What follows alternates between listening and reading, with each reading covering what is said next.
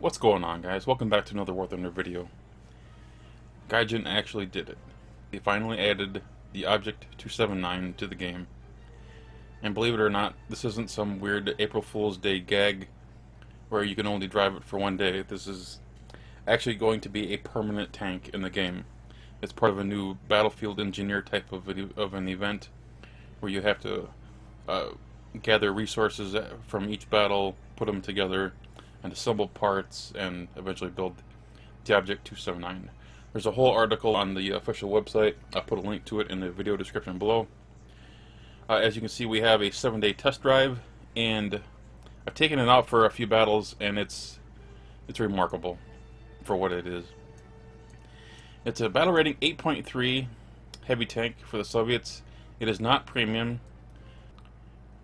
The Object 279 has two primary things going for it. Number one is it has great armor. Number two, it has a great gun with a pretty good reload rate. You notice it says 11.1 seconds. That's because I have a test drive. In reality, you can get that down to 9.12, I believe, if you have an expert crew, and 8.6 if you purchase the or earn the ace crew. So that's a pretty good reload rate on a tank this big. This is a 130mm gun. It is super long. Look at the size of that thing. It's absolutely enormous. As far as the shells, you get APCBC with pretty good penetration, in excess of 300mm a pen, and a rather average HE shell. That's it. You do get night vision, but no thermals. You get ESS, but no smoke grenades or anything like that. It's a pretty straightforward tank. You get a rangefinder. So, what are the strengths and weaknesses of this? Well, aside from the gun and the reload, I would say the armor's pretty good. The turret is amazing. The hull is awful. This is where you're going to want to shoot the Object 279 if you're in something like a Leopard, A1A1, or any of the new Swedish vehicles. Let's go into the protection analysis and bring up, let's say, the Leopard A1. Let's go with the L44. This is, yep, APFDS. The hull, it'll go right through, no problem. Turret ring as well, but you get to the turret itself, and it's only a few spots where you can pen it. A few spots here. Get to the top, and you can still pen it. Out to the side, not so much. You would really want to be side on in order to pen it better. So if you're in the L44, by all means shoot it. You can pretty much shoot it almost anywhere in the turret, but there are some spots where it's going to be problematic. I would just aim for the hull. Shoot here, for example, you're going to get the gunner, driver, and potentially the ammunition that's in there. The gunner is on the right hand side as you're facing it, by the way. Let's look at just the regular tech tree version, A1A1, and it'll also go through the armor up here closer to the turret ring, but you notice it doesn't want to go here because the gun is the ammo is different than the L44. Different gun, different ammo. Turret, meanwhile, is much harder to go through. You really can't go through it unless you get up here towards the top, and we're really hunting pixels at this point. So, I mean, you really got to be lucky with your shot here. There, we can finally get through, get ammo, gunner, commander, and that would be a pretty devastating hit. So obviously aim for the turret ring or just below the turret ring. You're in the middle of the tank. This is where I would aim for with almost anything, like say Sweden. Let's go with this guy. This APDS. Similar situation. Get up near the turret ring. And you should get through, I believe. Yep.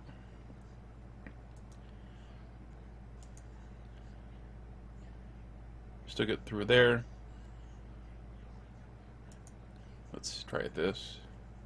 Not there. Again, you're really hunting pixels at this point. And again, the turret itself is pretty darn strong. It's sort of the same thing as with the Textry Leopard A1A1, is you're really hunting pixels at this point. And there we can get through, get the gunner and commander, and potentially some ammo in the back of the turret.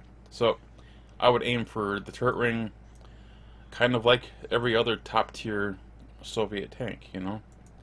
You're really aiming for the gun breech and gun barrel kind of deal.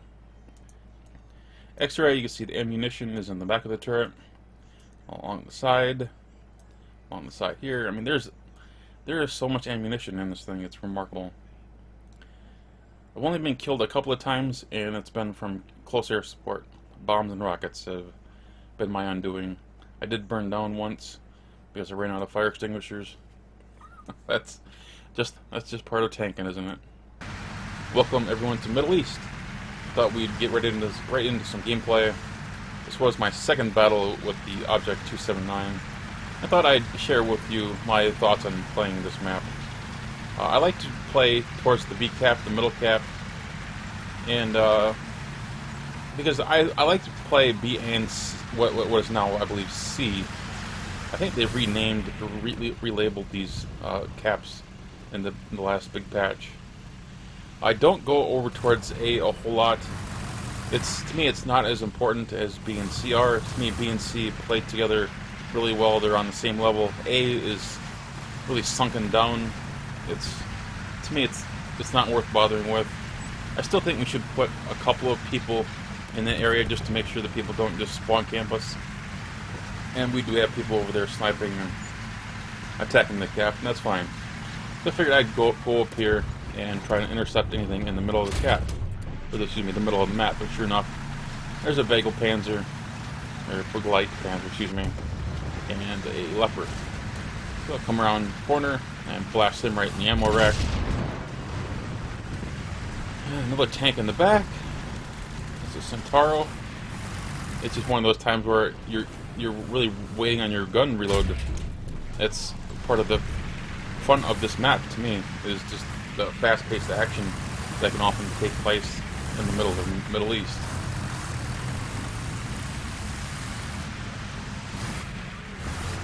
And I saw that guy too late, and I was just too slow to react to the ATGM itself. If I had been a little bit quicker, I would have actually shot that ATGM out of the sky with my machine gun. This does get a small caliber machine gun, and instead I eat it right in the face. Knocks out my gun barrel. I still have all my crew members, however. That's important. The survivability of this tank is actually quite impressive. I thought I saw something near that building, so I took a shot, but I missed. Turns out I was looking at something else completely. But that's okay, my teammate was there to take care of him. See this guy, and I immediately regret shooting him there. Another Blackout Panzer, shoot him in the transmission, terrible shot, and I end up getting punished for it. Once again, knock out my gun. And that time he gets 2 of my crew members, 2 of my 4, so that is a problem. I am stuck reloading, stuck repairing, down to 2 crew, and I need to get to a cap before too long in order to use my crew replenishment option. I can hear a tank to my left. I push out hoping to get the Blackout Panzer. He's not looking, so I take him out. Hull break him, in fact. I can still hear a tank to my left and behind me. They're starting to surround me. And so I begin pinging the map, letting my teammates know where they are, and now I just get surrounded. One shoots me in the butt, lighting me on fire. Now I'm getting tag teamed. Got a Obel plus a Centauro. I'm not using my fire extinguisher yet. I'm trying to let these guys do their damage while my teammates clean them up for me. If I had extinguished the fire right away, they may have set me on fire again, which would have forced me to use an additional fire extinguisher, So, to me, the right play was just to remain calm, let my teammates come and rescue me, and then extinguish the fire when it was all clear. Problem is, we're stuck repairing for a long time. Almost everything on my tank is yellow, orange, red, or black. My little Object 279 is taking a beating. But we still have 2 crew. So we need to get to a cap. I don't want to go towards B.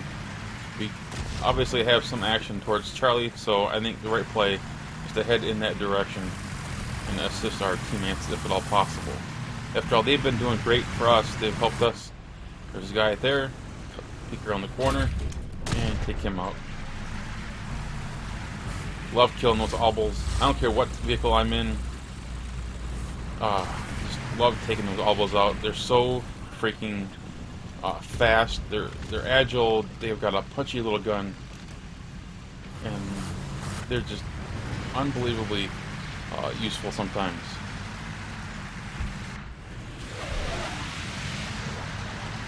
The light Panzer went down eventually. I don't know who shot him. I didn't notice that. But I'm grateful that he's down, because I couldn't survive another ATGM at this point. The Object 279, its biggest weakness is ATGMs. And there are a lot of ATGM carrying vehicles at this tier. The ATGMs can in fact go through the turret, whereas APFS, DS, and APDS shells will struggle. In my very first game in this thing, I was on, I forget what the map was, but I got shot by an ATGM from God knows where, and it killed my driver, and I got bombed momentarily afterwards by an Arado. So that was my debut match in the Object 279. But I went back to the cap, got a replacement crew member, and we're back on the battlefield, and we're looking to hunt down another tank or two. And it doesn't take long before an M47 pokes around. Now see, I momentarily hesitated. I considered shooting him in the side of the hull, but then I focused on the turret. The turret, if you're not familiar with the M47, it's really weak in what I would refer to as the forehead of the turret. I know it's a funny name, but if you look at the M47 up close, it looks ridiculous there. And so I just shoot him right there in the forehead, and that's what I would recommend doing. This guy lights me on fire. This is my last fire extinguisher, so again, I do not use my extinguisher. Instead, I kill him, and then I extinguish my fire. For my 7th and final kill of this battle. And once again, we are stuck repairing. For I have no idea how many times. Thank goodness there doesn't appear to be a limitation to the number of repairs you can make. There's a limitation to the number of times you can extinguish a fire, but there's no limit to repairs. Thank God, too, because this thing really took a beating in this match.